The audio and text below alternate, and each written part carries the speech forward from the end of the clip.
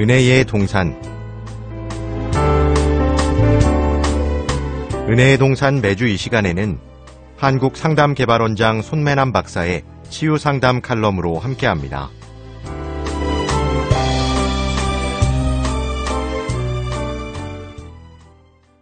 안녕하세요. 오늘은요, 우리가 이제 그 성격장애 이제 본론으로 들어가서 제일 많이 있는 성격장애가 무엇이냐. 바로 의심도 지나치면 병이 된다. 이런 분들이 있습니다. 의심이 너무 지나쳐가지고요.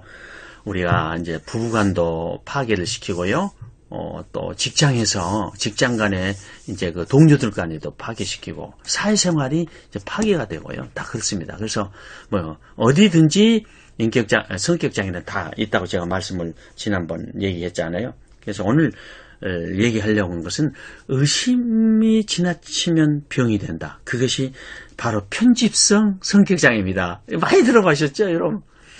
주로 이제 이게 의심을 우리가 간혹 한 번씩은 할 수 있죠. 그죠? 우리도 살아가면서 의심을 안 해봤다고 하면 제가 거짓말이고요. 한 번씩은 또 해볼 수도 있습니다. 그러나 이게 이제 지나칠 때 이제 병이 된다고 제가 말씀드렸고, 이제 좀 이따 이제 끝물의 진단 기준도 제가 말씀을 드리려고 합니다. 우리 이순신 장군 너무 잘 알잖아요. 이순신 장군을 모르면 우리나라 사람이 아니죠. 이분은 자신의 부하를 믿지 않았다고 합니다. 왜냐면요, 왜군과 싸우기에는 겁이 많고 제 능력을 발휘할 수 없었기 때문입니다. 그래서 이순신은 왜군의 전투선이 다가올 때 먼저 먼 거리에서 포격을 가해 격침시키는 전술을 해가지고 승리할 수 있었다고 하는 것입니다.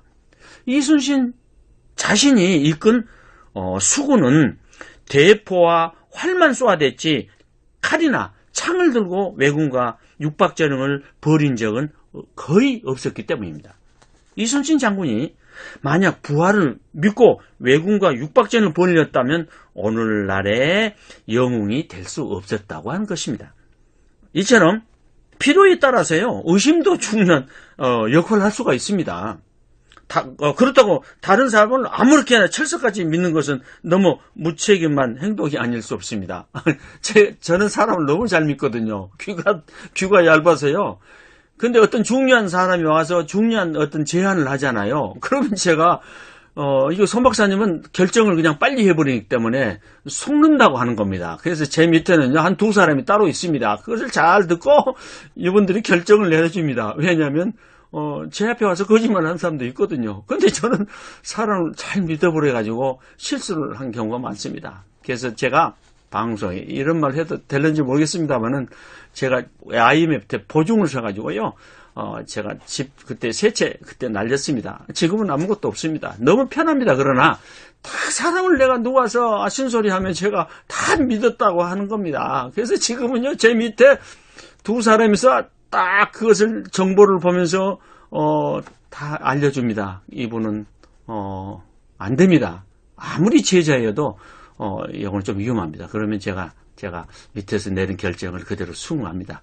그러니까 이제 의심도요, 조금 해볼 수가 있는 건데, 중요한 거는요, 이게 이제 너무 일상생활에 의심이 지나칠 때 이제 문제가 된다고 하는 것입니다. 아내가 남편을 또 의심도 한번 해보고, 또 자녀가 부모를 의심해보고, 또 학생이 선생을 또 의심도 해보고, 부하가 상사를 의심하고, 백성이 위정자를 의심해도 괜찮은가? 아닙니다. 모든 것에는 정도가 있습니다. 여러분, 정도가 지나치면 독이 되고 병이 된다고 하는 것입니다. 의심이 지배해서 우리 일상생활 전반에 불편을 주고 있다든가, 고통을 주고 있다든가, 갈등을 주고 있다든가, 그렇다면 그것은 해악을 주고 있는 겁니다. 우리 가정에, 우리 조직에 해악을 주고 있다. 그것이 바로 병이라고 하는 것입니다. 부부가 시장에서 장사를 하고 있는데요, 아내가 손님이 오면 막 아주 반갑게 하고 막 그러거든요. 그러면 아내가 집에 가가지고 밤에 엄청나게 폭행을 당한다고 합니다. 동네 가서, 그래서 제가 가가지고, 왜 저 집은 가면 아내가 인상이 항상 쭈그러져 있다. 손님이 가도 인사를 안 한다. 그냥 내가 그 가격표가 써 있습니다. 바나나 5,000원. 그러면 그냥 5,000원만 주고 옵니다. 그래서 하다 궁금해가지고 그 지역에 물어보니까 남편이 편집성이 있어가지고 결국 손님이 와도 웃지를 못한다고 합니다. 그래가지고 이제 문제가 일으켰거든요. 교회는 없는 줄 아세요, 여러분? 교회도 다 있습니다.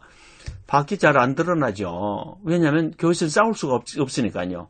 어떤 교회에서 여자 성도가요, 어떤 남자 집사한테 아주 친절하게 막 대하지 않냐. 주일날 보면, 안녕하세요. 막 그러니까, 이제 남편이 그 색안경을 딱 쓰고 있다가, 의심의 눈으로 본 거죠. 그래가지고 이제 막 가정이 파괴되는 그런 사례도 있습니다. 우리가 그래서 조심해야 돼요. 어떤 사람은요, 결혼을 했는데, 아내가 집에서, 아버님이 오신다든가, 오빠가 오신다든가, 삼촌이 온다 하면요, 그 개인 사업을 하시는데, 그냥 막 일 안 하고 그냥 집에 와버립니다. 나중에 보니까 의심을 해가지고 그렇더라는 거예요. 그래서 20년 동안을 눈물로 세웠다는 그런 간증을 또 하신 분도 이제 들어봤습니다. 이제 우리 주위에 사람들이 이게 대단히 많습니다, 여러분. 아버지가 또 이렇게 편집성 인격을 가지면요, 딸이나 엄마에게는 말할 수 없는 스트레스가 돼가지고 이제 고통을 받는다고 하는 것입니다. 그래서 편집성 인격 성격 장애는 우리 사회 전반에, 가정 전반에 걸쳐서 해악을 주었을 때 우리가 진단이 내려진다고 하는 것입니다. 의심이 지나치면 병이 된다. 편집성 성격 장애입니다. 의부증, 의처증도 여기에 속할 수가 있습니다.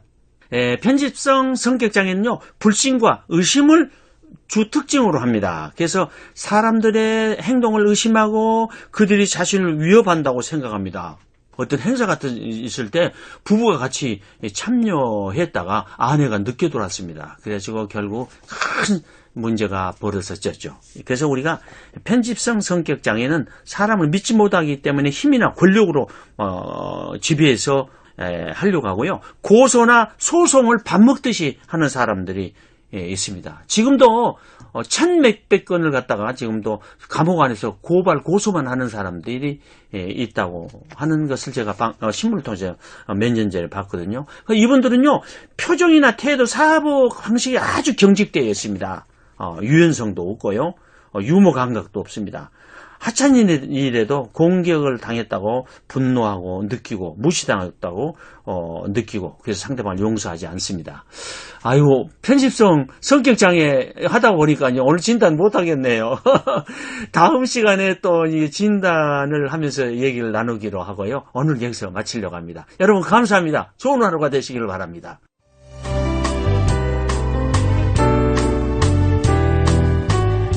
은혜의 동산 지금까지 한국상담개발원장 손매남 박사의 치유상담 칼럼으로 함께하셨습니다. 문의사항이 있으신 분은 02-884국에 7590번으로 연락주시거나 유튜브에서 손매남을 검색하시면 이 방송을 다시 들으실 수 있습니다.